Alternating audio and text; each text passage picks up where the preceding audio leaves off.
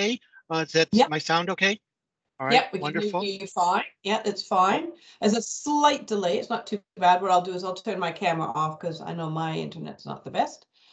Thank you very much, Jamie, for starting the recording. So you will be recorded. I thought I'd just pass over to you and let you maybe introduce yourself a little bit, your topic. We do have the input paper, and tomorrow we will be going through the input paper in more detail. This is really just to present the technology and give us your take on the development that's happened. And I do realize as well that you've been doing some work with some of our members, I think at the the General Lighthouse Authorities, I believe you've been doing some work with them as well.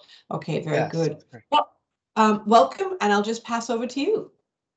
Great, thank you, Jillian. And yeah, so I'll introduce myself. I'm John Fischer. I'm with Orolia. We're a global company, which we say the things we do is our resilient PNT, position, navigation, and timing, which in general, usually when I'm talking to just friends or things to say, what do you do at Orolia? We just say, you know, GPS stuff kind of things. But to be more precise, it's a matter of things making it resilient. So if I can, I'll start and I'll share my screen, and maybe we could walk through. I have a presentation, but I think we have a small enough group that we could make this interactive. However you'd like to do it, if you want to interject questions, or we could do questions and comments at the end. So Jillian, are you able to see my presentation okay? Yes, so we see your presentation. It's not in presentation mode yet. It's that's fine though. We see your presentation, and I'm quite happy because it is a relatively small group. Feel free, everyone, to maybe put your hands up between John and myself. We'll try and make sure we get your comments in, and also please feel free to put comments into the chat box. I will also have the chat box open. Oh, wonderful. Yes, if you could monitor that for me. I will monitor. Yes. Oh, great, thank you. And I think I'll leave it out of presentation mode, because that way I can, as we move around, it makes it easy for me to move back and forth between slides. So if the clarity is there in this mode, I'll leave it in that mode, if that's okay. I think it's very clear. That's fine. Thank you. Okay, so I guess I'll start with probably a subject just that you probably all know. They said, you know, GPS, or I should say GNSS, you know, we have 4 very good constellations that operate worldwide now. So GNSS navigation is great. It's accurate, it's available worldwide, it's free. So, but the bad news is it's a very weak signal. It's easy to jam. It's also an open signal, being unencrypted, so it's easy to be spoofed or faked. And actually, we know that. I won't be covering it here, but the reason why we know a lot about it is one part of our business is we make test equipment for GNSS. We make simulators, and I always remind people a simulator is a spoofer, and you can make things go there. So so we kind of understand the whole spoofing thing, and also know what you can do to counter it. So there's been numerous examples. Again, I imagine you folks in the industry probably even know more examples than I do, but in the last several years, a number of incidents all around the world of either intentional or non-intentional spoofing, but even demonstrations. The Todd Humphreys from the University of Texas has been working diligently in this field, and has even demonstrated that, you know, a ship could be pulled off by a spoofer. So what should we do about it? And so we've been working in this area, and we have we always point out there's no one solution. There's no magic bullet to attack this problem with. It really requires different layers of things, and so that's what I'll go over with to show you what we've been doing. So the first step is about having, you know, a precise source of doing things with using GPS, and using we call a holdover device.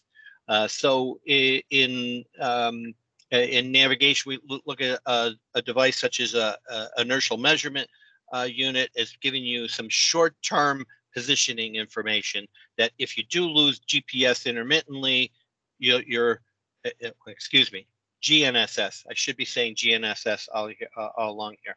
If you lose that, you can still maintain your position, your navigation for at least a period of time. And so the other thing, which is very important, is timing. We get besides navigation from GPS, we also get precise time. You get the universal coordinated time, and that, depending on your operations, what you're doing, that can be also important too. And so we'll also have very precise oscillators inside our equipment that will carry over and ride through. In fact, for many hours, even days, depending on if you can even install like an atomic clock in our devices to maintain time very precisely, even in the loss of any GNSS signal. So that's an important thing that we do. The other thing is we do what we call IDM, interference detection and mitigation. And we have software in our products. We've branded the name Broadshield for this software, but it uses about something like 75 different algorithms to detect jamming. Jamming is usually pretty easy to detect. If you get jammed, you know it eventually. You know that you've lost the signal. But early detection of jamming, even where before the receiver really realizes that it's lost the signal, usually there's many seconds before a receiver actually realizes it's jammed. And by then, you already have started introducing some errors and pulling things off course. So we have early detection on jamming, but I guess more important is detecting spoofing, detecting fake signals and verifying that off. So I know prior to this meeting the other day, some questions about RAIM, the RAIM features that are in, those are receiver autonomous integrity monitoring. And so there's most GNSS receivers have some level of internal monitoring. And in fact, there's now what they call ARAIM, the advanced features. The GNSS receivers are getting better all the time, and each new release, we've been evaluating some newest receivers that are coming out, and they're doing a very good job. They're starting to include more and more of these kind of algorithms that we've had now for 10 years. They're starting to include it. So receivers are getting better. Receivers have these kinds of detection software in them. But I'll point out is that the kind of things we're using are in the public domain. Over this last 10 years, we've been working very closely with the U.S. Air Force. They did a lot of research on how to detect spoofing and jamming, and actually allowed us to release these things into the public domain. So they're really looking to get these things out there. So, but again, in your industry, because you have such care and carefulness needs to be taken, there's a certification process. Same thing happens in aviation, a certification process. So some of these newer receivers, newer features take a little time to get into the fleet. So what we do is we're offering the idea of saying, okay, have kind of a device, this we call it a secure sync, a maritime secure sync, which is a device that you can add on and monitor your standard GNSS signals are coming in and do early detection. So that's I think we have an entire dashboard. You can actually, if you're interested, this may not be very useful operationally, but if you're interested in analyzing what's going on, whether it's detecting spoofing, there's user settable thresholds of detecting. Sometimes there is, you know, you go into certain ports, certain areas where there is some known interference, and you can set some triggering levels, or so you don't get false alarms in that. So one of the things we've done with this, so this is external box, again, it's not part of the ship's navigation, but more of a monitoring thing. We've worked with our partner Saab and their AIS system, and integrated that in with their AIS system so that we monitor the GNSS signals that are going into the AIS system. We will send, and I don't know how well it shows up for you folks here, but so we tap into the GNSS antenna, monitor all the signals coming from the antenna, and then send a data path to the AIS system to warn it. And so warnings will come up on the control display unit for the AIS to warn you that, okay, you may not, maybe you don't have the integrity on this GNSS, and it may be they give you warnings about unsafe alerts, and that you need to take other measures. So that's something we've worked very closely with Saab, and in fact are actually installing on 2 ships as we speak right now to run some trials. I'm just going to do a in-process check to make sure I'm just not speaking to myself and that you folks are still able to hear me.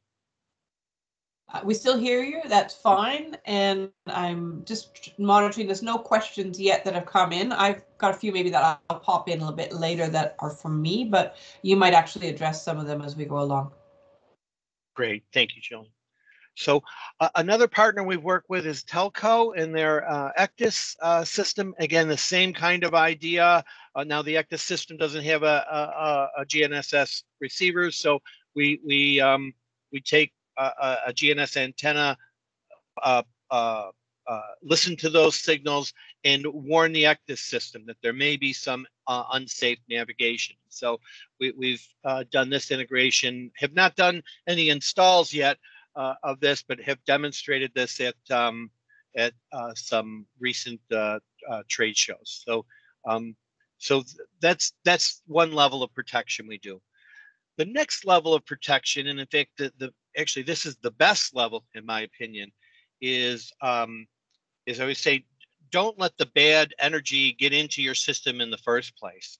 And so there's things that you can do with antennas, anti-jam antennas on your ships to prevent things. So I'm going to show actually there's kind of 3 levels: a simple anti-jam antenna that we sell, a simple what's called a SERPA antenna, a controlled radiation pattern antenna, and a simple 2-port one, which is very easy to install and gives you capability. And then there are the high end. These are a bit expensive. These are in the like $20,000, $25,000 US dollar range. But these are very effective of where these are steering the antenna beams and away from the interference. So let me first start. I can show you the first couple. The first one, this is a very simple one. The idea here is that most interference is coming from the ground, so it's coming from the horizon.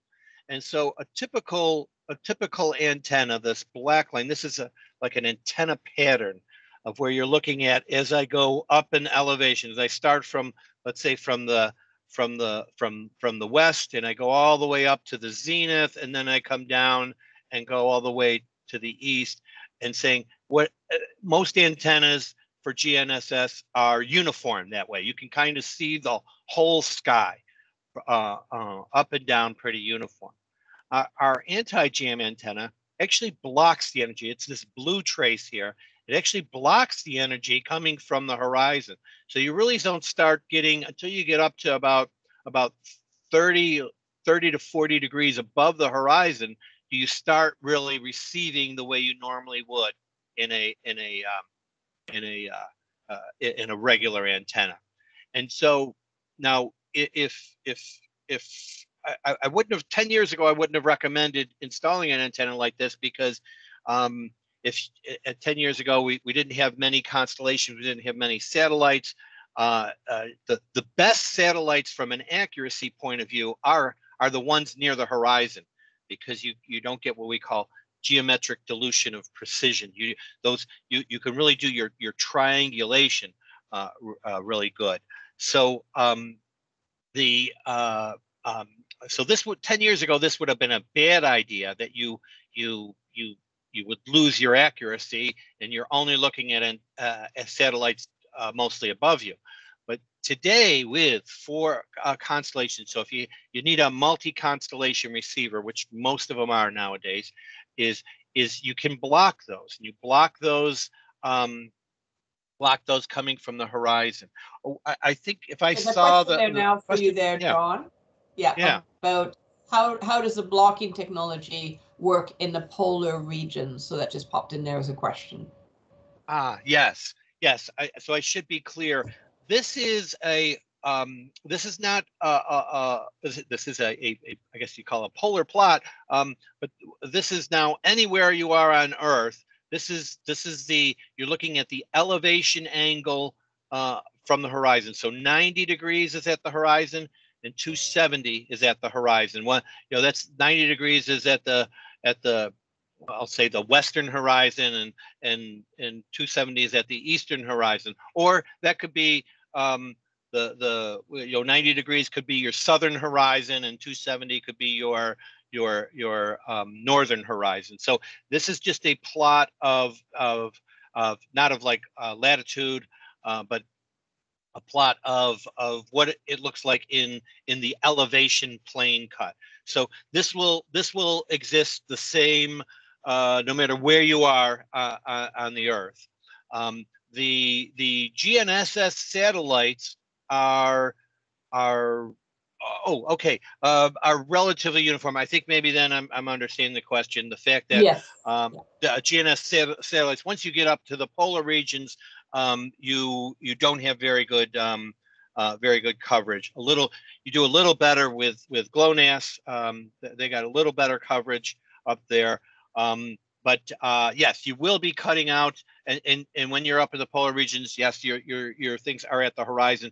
But I still think I haven't gone through the numbers. So if you have the really super polar thing, I want to say that up to 70, 75 degrees north latitude, you'll still have satellites at the 30. And as you see, when you get down to 30 degrees, this is in dB. There's a little loss in signal, but you're not completely blocked. So it will be a bit of an issue. But I guess when I come back to that in the future, when we start talking about the LEO PNT satellites, and I'll go into that later, you actually get better coverage at the poles. So that'll be a way of combating it. But yes, it'll be could be an issue at the poles. So so that's the concept. You're blocking, and in RF and radio frequency, and in wireless terms, we speak of dBs. It's a way of measuring signal strength. 10 dB means the signal, if it's 10 dB stronger, it means it's 10 times stronger. 20 dB means it's 100 times stronger. 30 dB means it's 1,000 times stronger. So dB is a logarithmic way of measuring signal strength, and this kind of protection provides what we call 20 dB of protection. Now, believe it or not, that's still not perfect. It's not foolproof, because again, you're working with such weak signals from GNSS that they still can be some can burn through that thing there, but it provides you a level of protection. So I'll now go on to the next method, and it said this is how all we call SERPA antennas. I should have that spelled out of what that is: the controlled radiation pattern antenna. this is how they all work. We sell this one working with our partner Infinidome, which does the concept of null steering wherever the jammer is. So this is now a azimuth horizontal plane look of what the antenna pattern looks like. And so this using two antennas. So two antennas go in here, and it creates a unique pattern. It will rotate around this we call this a null. So this is going to be the blocking thing that's going to block energy coming from the jammer, and it'll rotate around. And if it finds a jammer, it'll stop that null at this point here, and really then only listen to the satellites and not the jammer. And this device is only only a few $1,000s, but much cheaper. It's not this $25,000 type device. It's something that can be added in using works with most standard antennas, and you just add a second antenna and this device, and you get this null steering capability. So again, another good way to protect things. So I guess to summarize all the countermeasures, I guess the next area is now what do you do about it? We detect we're blocking the bad signals as best we can. If they do get in, we detect them, we warn about it. But then what do you do? What do you do for alternate navigation? So I guess I'll go into that. I think first I just also wanted to add that as part of the detection, if you actually create a network of detecting devices, and we don't have this yet, but this is our dream world of saying, you get a whole fleet of if everyone, all the ships and even all the land-based stations start detecting this, and actually in Europe, in the aviation world, a few years ago, they've already started this. They have what they call the Strike 3 program, of where at many of the airports in Europe have been detecting interference, have been logging it, gathering that information, analyzing it, and I think then the next step is actually to report it out. And so this is a concept that, again, working with Saab, and they have working with their vessel traffic management system. Same way that you're getting, weather reports and things. I said, think about, you could start putting out GNSS weather reports. So this is something, again, it doesn't exist. It exists in our imagination, but we think this would be a wonderful thing. And I always like to just interject that to groups like yours that really have the influence and stuff to do that. So let me now go back to alternate navigation. So what do you do? You've detected that GNSS is bad. What do you do? Well, there are a new class of satellites going up, LEO, low Earth orbit satellites. And so let me first start with the GNSS satellites. They're at what we call MEO orbit, mid-Earth orbit. And so they're far away from the Earth. They're like, I think it's 20,000 kilometers above the Earth. And so you get really, the geometries are excellent, and so the way they've done the orbits of covering most of the globe, not quite at the poles, but even the newer systems like GLONASS have even give better, and BETO much better polar coverage. But these things were designed for navigation, so they have great geometries, but very weak signal. A new class of satellites are being launched primarily for communications. So they're at low Earth orbit, so you have a much stronger signal. Remember, I said it was the 30 dB stronger. They're closer to the Earth. A radio signal weakens with the square of the distance, because it's shining on the Earth, and so that when you reduce your range, you increase the signal strength with the square thing. So that's the reason why you got 1,000 times stronger signal than you get in GNSS, which just makes everything easier. It's harder to jam. it's easier to detect. And so this class of LEO satellites have gone up, and they're going up mostly for communications, but they are adding what we call the PNT function to it: position, navigation, and timing. And I mentioned earlier that we had worked with the General Lighthouse Authority a few years ago with what we call the first generation of this. A company called Satellus has a signal called STL, and we've even ran some trials to show that this is really feasible. The bad news is, and that's where I hit a stop, and I feel bad that I kind of wasted some of the GLA time, their time a bit, is the U.S. government then prevented us from using it. The U.S. government is actually reserving the use of that signal for defense purposes, and are not letting that out into the general public. So we were kind of stopped by that, and but not to worry. The fact that the second generation of LEO satellites are coming along in OneWeb, which I think the folks from the UK are very aware of.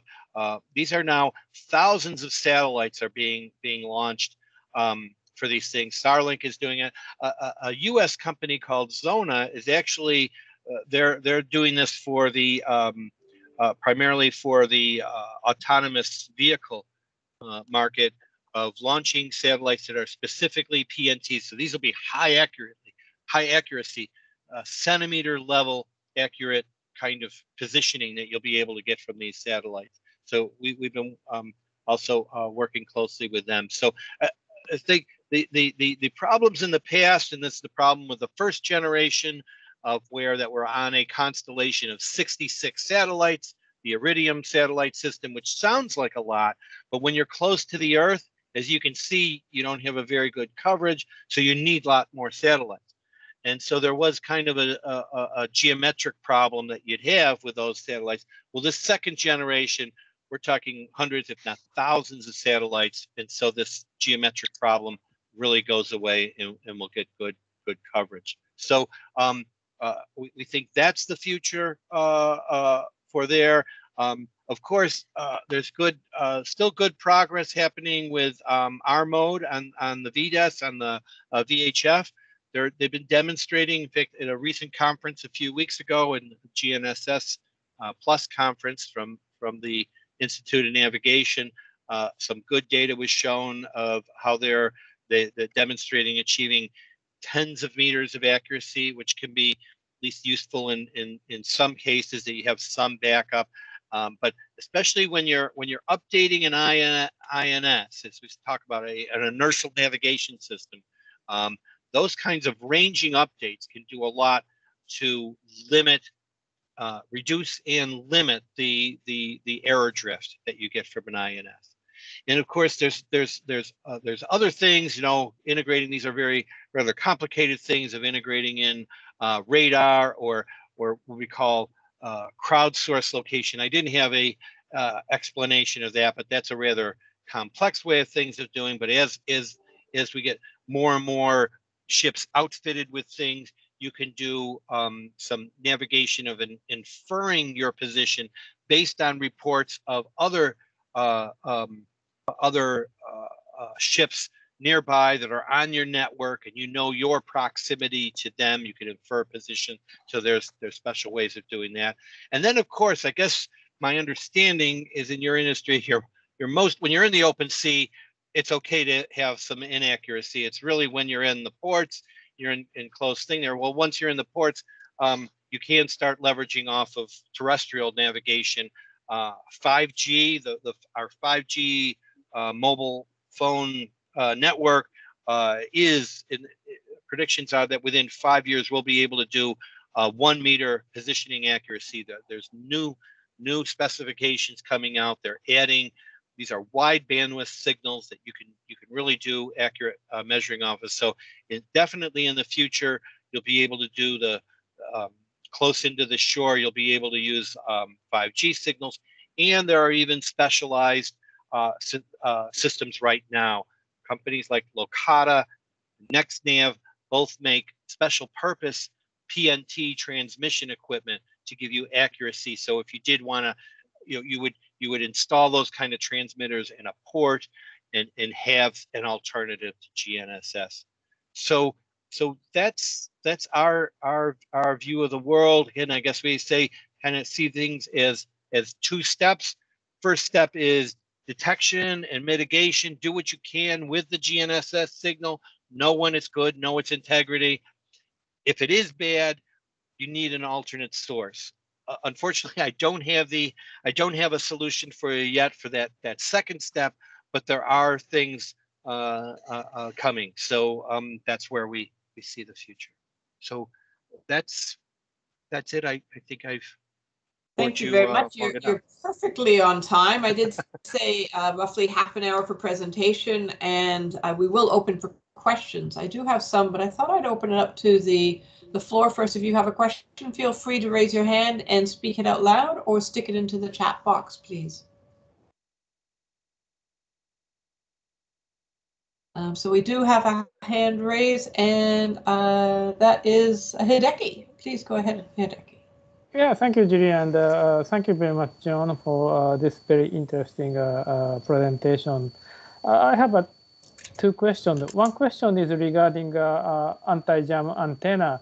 It horizontally blocks the signals from jamming sources. But if such antenna uses, I know that many maritime authorities still operate differential GNSS station from MF band, and its signals come from the horizontal. So if we use this kind of the horizontal blocking technology, is that still this antenna is available for using differential signals from the shore station?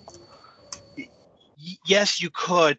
Now the differential information typically comes through another channel, like maybe a UHF or a VHF channel.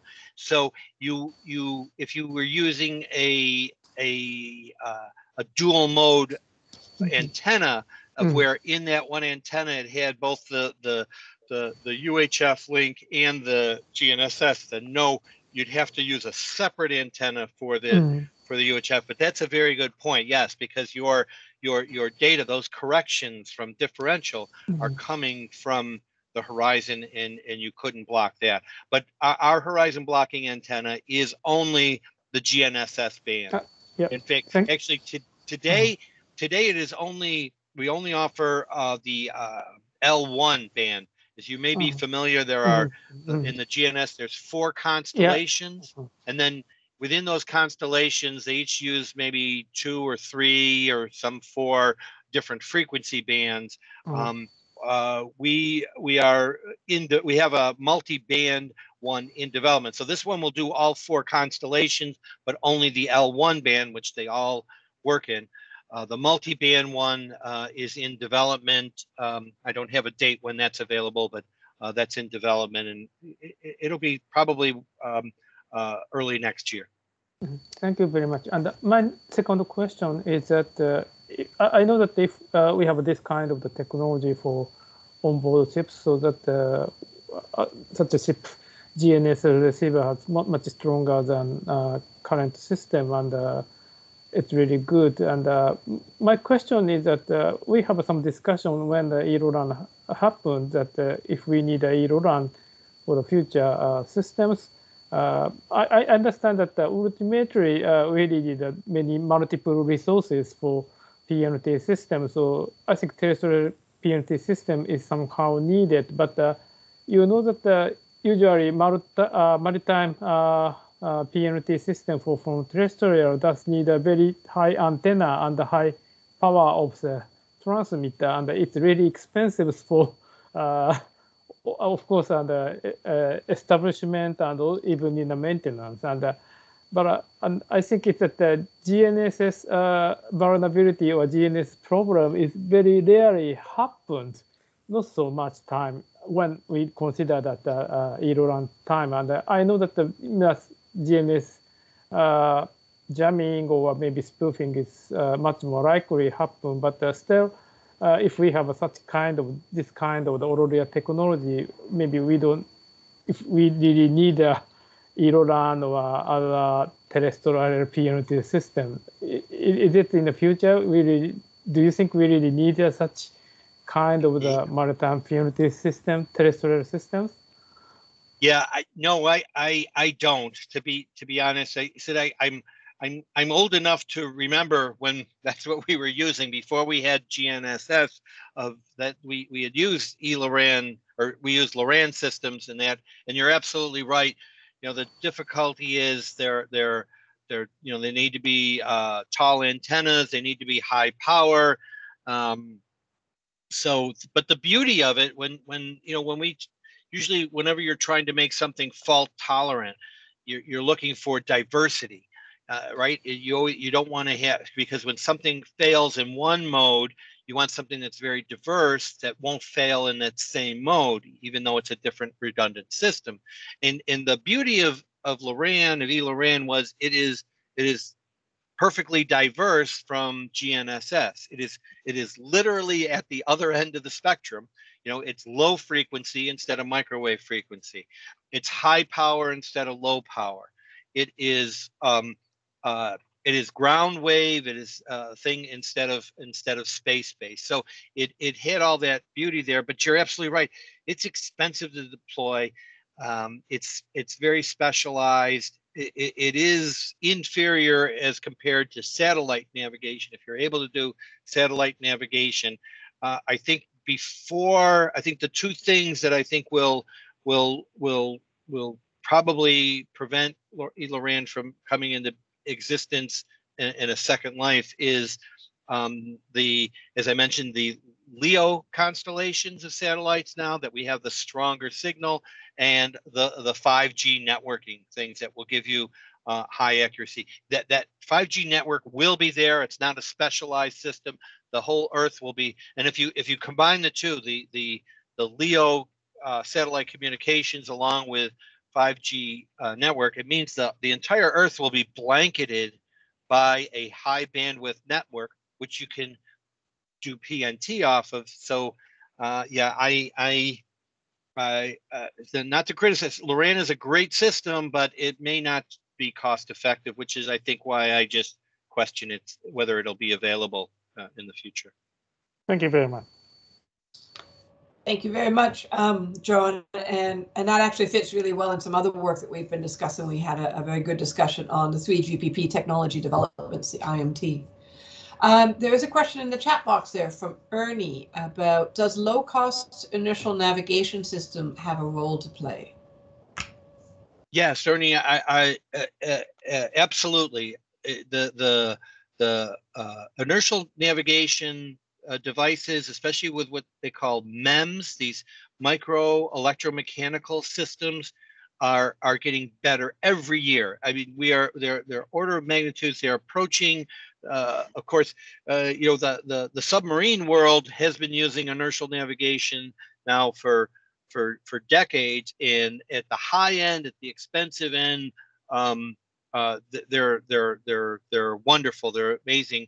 MEMS is, as we all know, actually in our smartphones, there's a MEMS IMU in there already. That's how the phone knows which direction it is. It knows when you flip it. So there is accelerometers, there's gyroscopes. There, people are doing a lot of things, of even doing navigation, pedestrian navigation in the smartphones by combining the GNSS signal with the IMU. So that low end, and those are very cheap.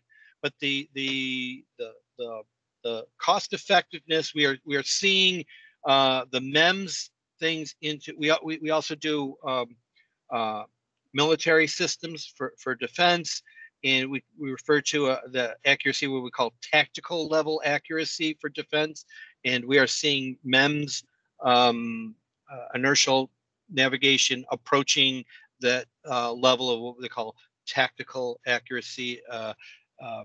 So yes, I think there's a big place, and we will continue to see it get better and better every year. We're not seeing any plateauing yet on that advanced the advancements of on the cost performance curve. Thank you. That tactical level accuracy, what is that? You know, I wanted to say that off the top of my head. I can't think of it, but I can get back to you. In fact, I have a nice chart that shows that price performance accuracy of where MEMS is at and stuff. In I think after our meeting, I will pull that out and I can send it to you all, and so you can get a feel. And then actually that chart is a bit dated. It's something I put together about 15 months ago, and believe it or not, things are changing that fast. That 15 months is not it makes a difference. Oh, I certainly believe it. I certainly believe it. And of course, we'll be going over your input paper, the technology review document that you created based on our guidelines. So maybe you could bring it to that meeting then tomorrow for us. Yeah. Perfect. Okay. Great. Thank you for that. I'll open up to the floor again. Any further questions? People are being very quiet. So while you're thinking about that, I have a couple that came to mind. And so at the very beginning, we were talking a little bit about perhaps IP issues and proprietary. You did indicate some of the initial work that you were doing here, especially with the GLAs, and there was some issue with the first level of the LEO satellite work. So within IALA, there is usually a document that we would read out at the beginning of the meeting about any IP that we'd have to identify. So what is the availability within here, and with the concept of IP and issues that might be erased? We will definitely get to this tomorrow as well. It is one of the questions you answered, I know. Well, everything that I've presented to you here, you're free to share. There's nothing proprietary in my presentation. So this is what we normally talk about our technology.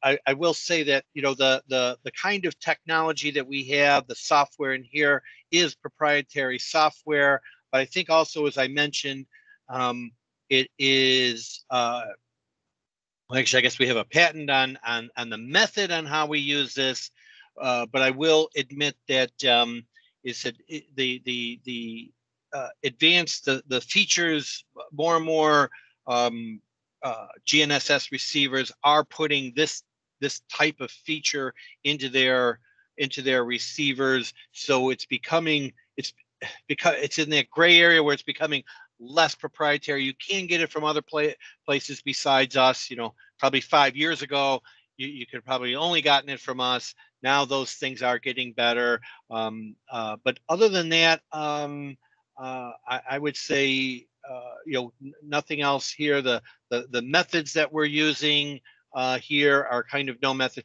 We do not for example, this anti-jam antenna is not something we make. This is made by a Canadian company called Novatel. We integrate in these types of devices, but there's probably probably at least a half a dozen, if not a dozen, companies worldwide that make this kind of equipment. So it is a maybe I say it this way. It is a competitive environment for most of the stuff that I've shown here. It's only, I think, when we get into these low Earth orbit ones, of where you do these kind of companies will have a subscription-based thing of where you're having to pay to subscribe to their network and be on it.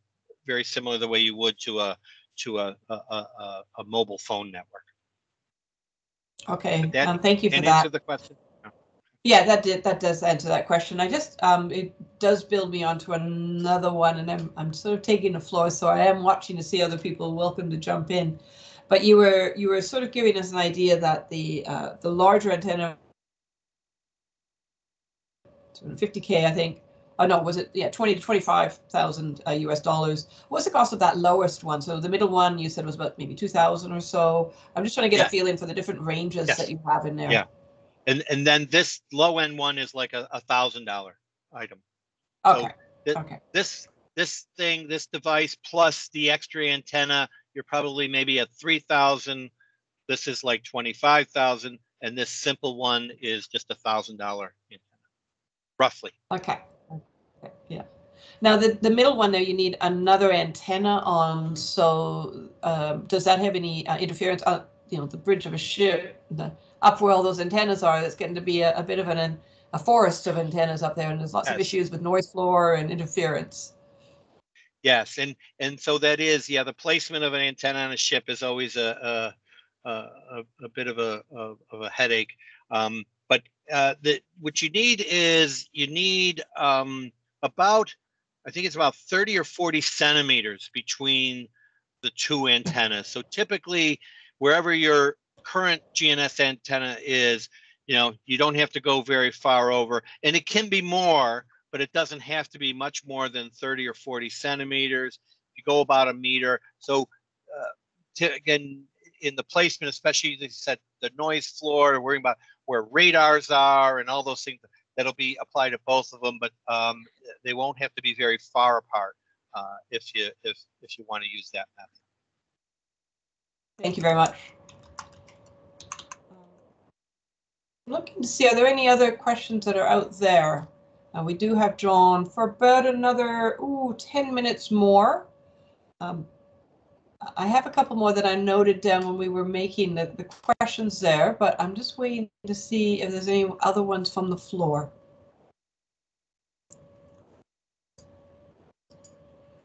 Well, I have one that's related to the LEO accuracy. So you did note, especially that Zona. Is that how you pronounce it, Zona? Zona, yes. Yeah, the Zona, you know, it was down to centimeters, and they were developing its link to autonomous vehicles. And of course, we're working on autonomous vessels with that centimeter accuracy. So that's obviously been made to, they're focusing on land use, obviously, because they're looking at vehicles. What would that be like over water? So what is that looking like over water? Or do you know if they've done any of that work yet? I don't know. From what little bit I know of the signal, I believe it will function as well as that. I know, they have, over water, usually have stronger multipath issues, but they've done a number of things. But actually, I know the CTO of that company very well, Tyler Reed, and he's also a great presenter. Jillian, maybe I could put you in touch with him, and maybe he could give a briefing to your group. I think he right now they're at that stage of where they're looking to get their message out.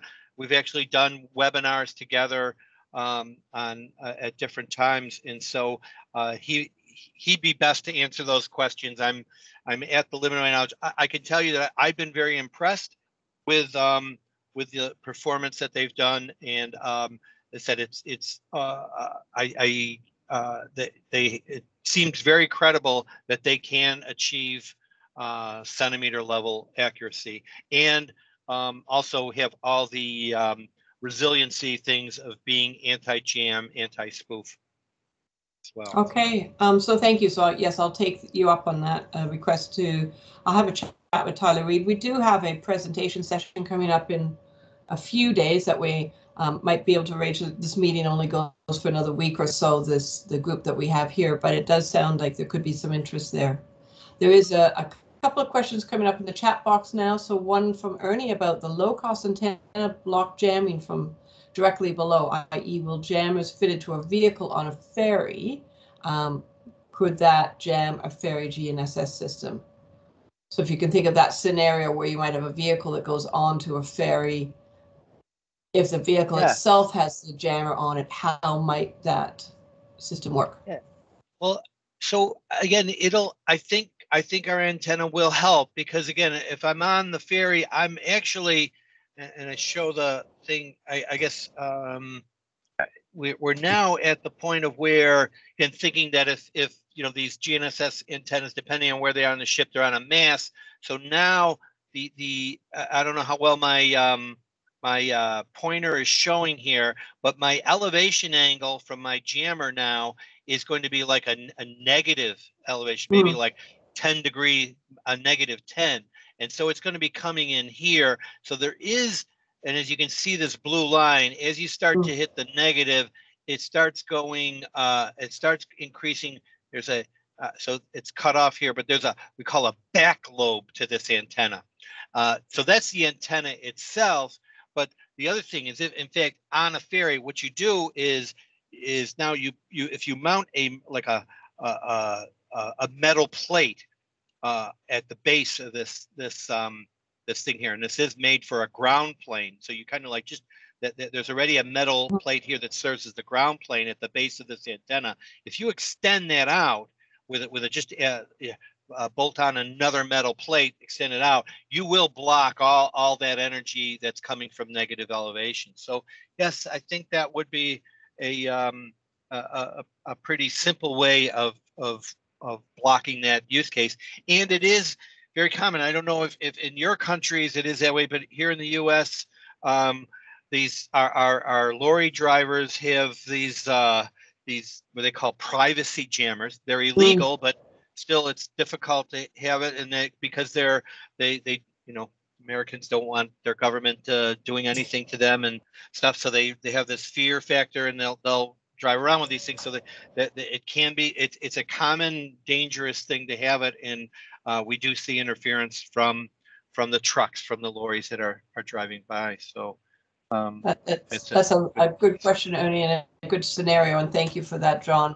There's another one in there about how feasible do you think it is to consider 5G PNT for coastal or open sea navigation phases?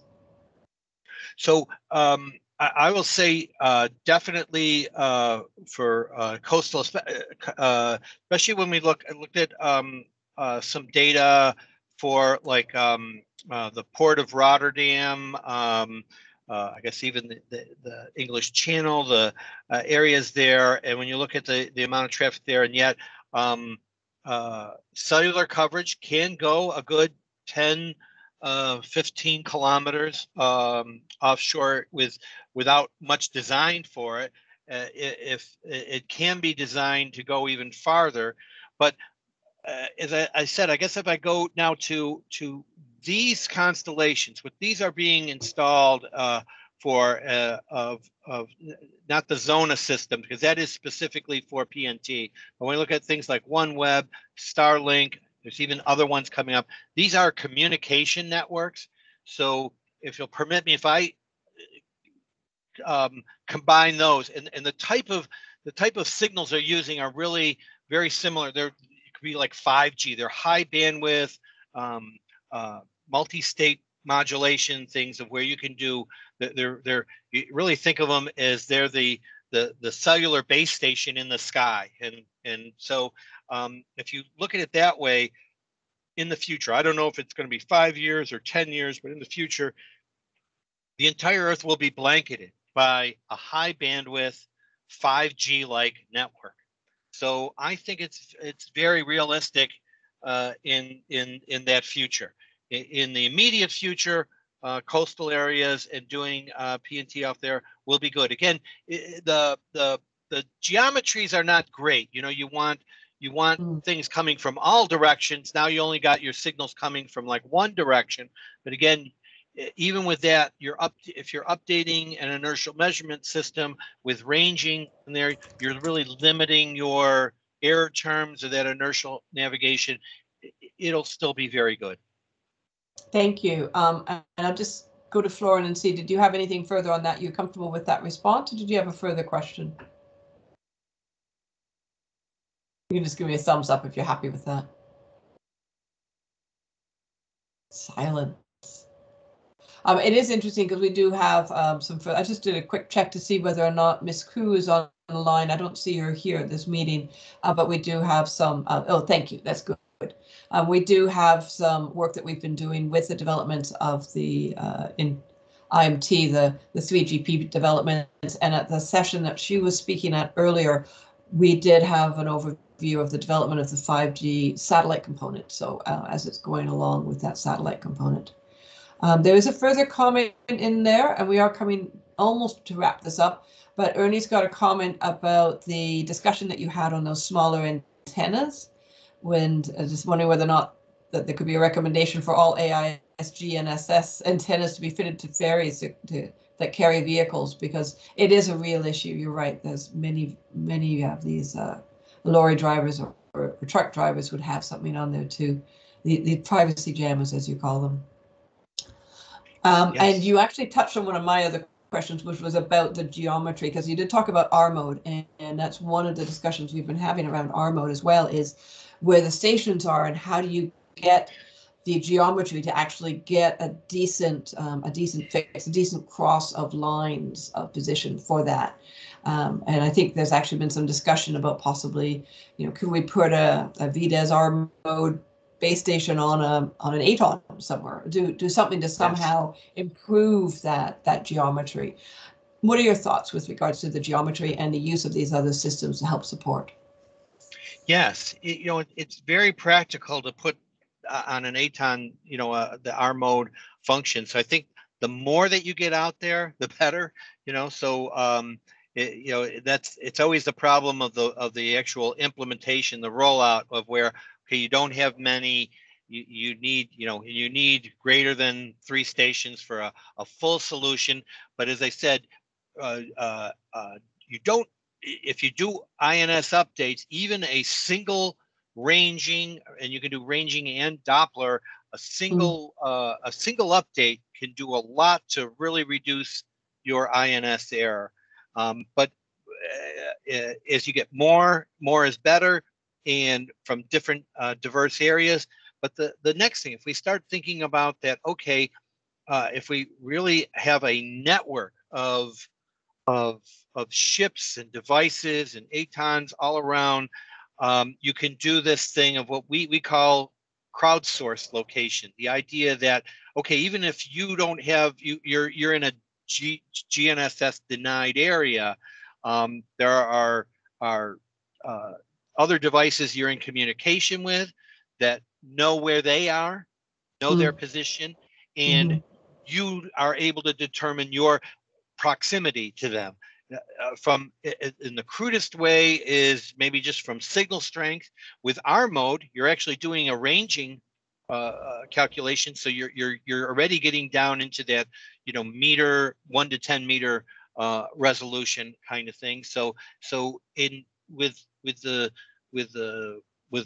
with many participants, you start converging on a decent signal, and it's a good way. So I do think we shouldn't be thinking in absolute terms of like, oh, I don't have a solution until I have at least 3 or more diverse things there.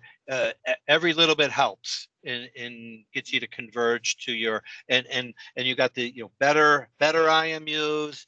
Now I got ranging estimates from different directions that are going to reduce my thing there, and I can get things better and better each step. Okay, thank you for that, and it's actually just gone now to the hour, and I do want to respect everyone's time, and thank you very much for your time, John. Now, for those in working group 2, we do have the input paper from John. This is one of the technologies that we will now be walking through tomorrow. We will start walking our way through that document the way we've done all the other technologies that have been provided to us in that template. So thank you very much for that. And anyone who would like to participate in that discussion tomorrow when we start getting into the actual document, please feel welcome to join us. Ernie and I will be there with John and the rest of the working group 2 involved in this discussion. So thank you very much, John, for your time and for being accommodating. We did have, we were sort of looking at different times to bring you in, and I know that probably a little bit earlier in the morning for me and later in the night for you would have been great, but we would have probably lost all of the participation that we have tonight today from the Asian countries of Japan and everywhere. So it's been really grateful. Thank you for getting up so early to do this, and you'll be doing the same again tomorrow. Yes, my pleasure. Thank you for having me. It's part of the working for a global company. Yes, it's no problem. Jill, one question. I don't have a link for tomorrow's meeting. Is it the same link? Just use the same link? That's a good question. Hemi, is it the same link?